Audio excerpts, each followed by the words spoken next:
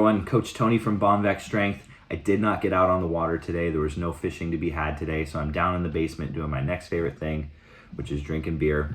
And today I'm going to talk about accountability and how you can hold yourself accountable as a lifter, how as a coach you can hold the lifters that you coach accountable, and how it ultimately all comes down to serving kind of the greater good, and the momentary pain of being held accountable ultimately leads to bigger, better things. So it's worth enduring the pain in the short term to achieve your goals in the long term. Now, I've been coaching for 10 plus years. I've owned a gym for 5 plus years, and holding others accountable is still one of my least favorite things. It's still one of the most uncomfortable things to do. I've struggled with it for years, but I have never regretted holding somebody accountable, and I very often have regretted not holding somebody accountable when down the line they fall short of what they want to achieve, and I feel like I could have intervened at some point by holding them more accountable in their training. An example, we just sent 6 lifters to the IPL Drug Tested North American Championships. Awesome showing overall. We finished in second place overall in the team standings. Lots of personal records, state records, 1 national record. But there's still those moments in there where lifter maybe fell short of what they were aiming for. Maybe there was a personal record that didn't count because of squat depth or because of a butt coming off the bench or something like that. And when I really sat down and thought about it, I know there were moments in training where I could have been harder on those lifters, where I could have held them more accountable, where there's something I could have done to help them, ultimately achieve what they wanted to achieve on the platform. So kind of that pain of holding somebody accountable. If you're a coach, the discomfort of calling somebody out. If you're a lifter, the discomfort of being called out, that pales in comparison to the shitty feeling that you feel when you don't get what you want ultimately in competition. So I think there are some strategies that you can use both as a lifter and a coach to build accountability into the training. And I think the coach to athlete relationship has to be kind of carefully crafted over time so that the lifter doesn't take it personally when the coach holds them accountable, and that the coach feels like they can hold that lifter accountable without that lifter kind of shutting down and kind of like, closing down the lines of communication. I've certainly had that happen as a coach where I felt like I couldn't hold a lifter accountable because every time that I did call them out, they kind of, just shut down and they were no longer open to any kind of feedback.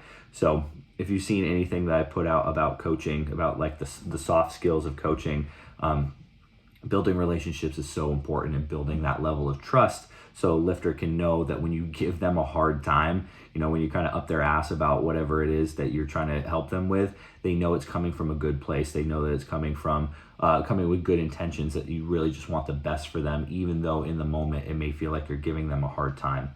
So a lot of times as a coach, I build accountability via exercise variations. So if it's, for example, squat depth, trying to get somebody to squat deeper, squat low enough in training, it'll come in the form of using external objects such as pin squats, such as box squats, such as box squats to a medicine ball, just something so that the lifter has a very black or white yes or no situation where it's like, okay, either you went low enough or you didn't. So it's no longer me barking at them every time squat lower, squat lower, squat lower. It is very black or white. In the same scenario, lifters can hold themselves accountable by, I think the most valuable way to do so is by filming their lifts. And, not just filming your lifts, but filming your lifts from the right positions and the right angles. So I've certainly been guilty of this in the past, filming a lot of squats from the front, filming a lot of benches from the front, or kind of from like a 45-degree angle. And you want to film from the same angles that your coach would coach from and that a powerlifting judge would judge from. So it's really directly from the side, 90-degree angle. Those are the angles that are not going to flatter you. The camera won't lie. So if you're worried about squatting deep enough, if you're worried about keeping your butt on the bench when you bench press, if you're worried about, having full lockout, not having soft knees on a deadlift, film directly from the side. That's really when you're going to garner the most information. Me as a coach, that's where I'm always trying to coach from. I always try to coach from 90-degree angles. You don't garner that much information from kind of like a 45-degree angle or like a spotter's view or something like that. So using visual feedback, using video review kind of as a tool to help you hold yourself accountable, I think is probably the most powerful tool in a lifter's toolbox to hold themselves accountable. Now, obviously having a coach is helpful with that too. So if you're a lifter who goes about it on their own and is struggling with certain things that might require more feedback, more accountability, it could be as simple as hiring a coach. Hiring a coach is twofold. So number one, you pay good money for it. Anytime that you have some sort of financial investment in something, you're likely to put in a much better effort and hold yourself accountable to it. And then number two, you're accountable to a human. You have to look that person in the face or speak to that person or communicate with them via email or text message. And if you fall short, ultimately you have to face that person, and that's kind of a bad feeling too.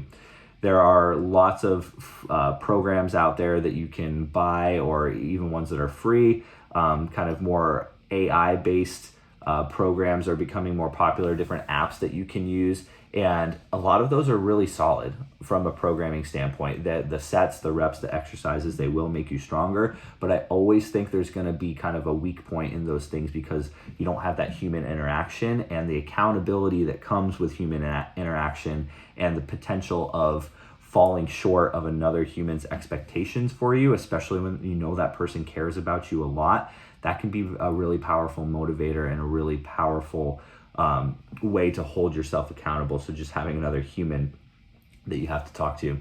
And then finally, having a training partner. I think a good training partner is worth their weight in gold. Somebody who's not going to be a yes man or a yes woman who always is just kind of blowing you up, feeding your ego. Somebody who's not afraid to tell you when your performance is not up to snuff. And I think about a lot of times in my training career when I was a bad training partner, not because I didn't show up, not because I didn't give bench handoffs and spot on squat and stuff like that, but more because lifters I was training with were not doing things the right way in terms of within the rules of powerlifting, and I was too afraid to say anything. And ultimately, those people would get to the meet and they would fall short because of whatever it might be, not squatting deep enough, but coming off the bench. You can kind of see a recurring theme here. So get yourself a good training partner who's not afraid to hold you accountable, who's not afraid to put your feet to the fire and tell you when your performance is just not up to snuff.